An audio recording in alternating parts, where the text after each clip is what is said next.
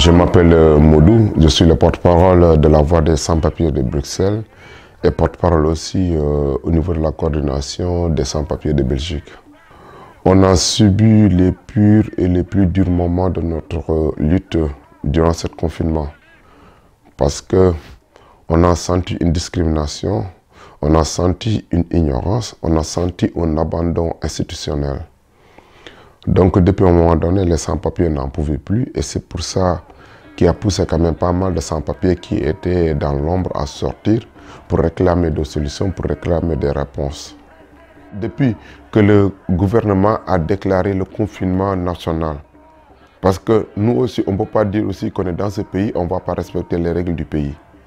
Et du moment que ce confinement national a été lancé, tous les sans-papiers sont restés chez eux. Et en ce moment, nous, on ne pouvait plus compter sur le travail en noir qu'on faisait parce qu'il n'y a plus de travail, il n'y a plus de revenus.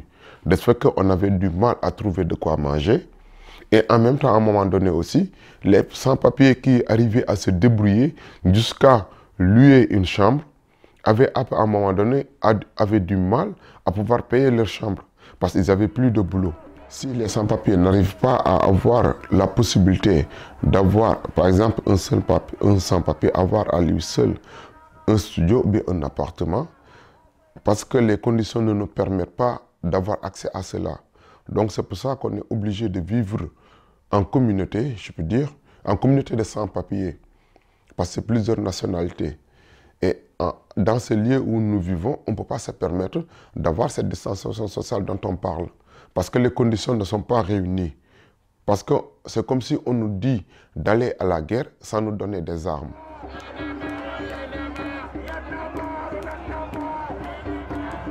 Les sans-papiers sont les boucs émissaires.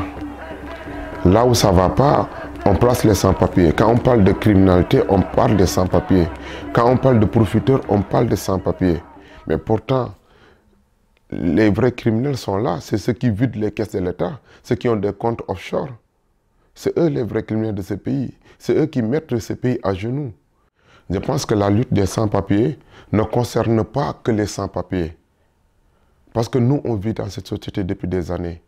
Et on collabore, on fréquente des citoyens. Et pour nous, actuellement, le fait de participer à cette lutte noble des sans-papiers, c'est un acte de citoyen. On n'est plus autant de faire des constats. Pour nous, les constats, c'est déjà dépassé. Là, on est dans un moment où il faut agir.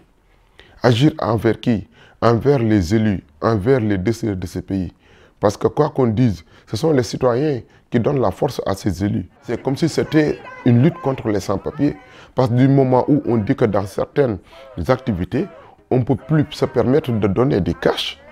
Mais un sans-papier qui n'a aucun document, comment il peut se permettre d'avoir une carte bancaire pour pouvoir faire des achats ou bien payer un transport ou bien autre? Donc pour nous, il y a trop d'erreurs dans ces moments. Et la seule solution pour réparer ces erreurs, c'est de donner des titres de séjour à toutes les personnes qui sont là, les sans-papiers. Parce qu'on mérite d'avoir ces documents. Parce que quoi qu'on dise, nous ne sommes pas un problème, mais une solution à la situation actuelle.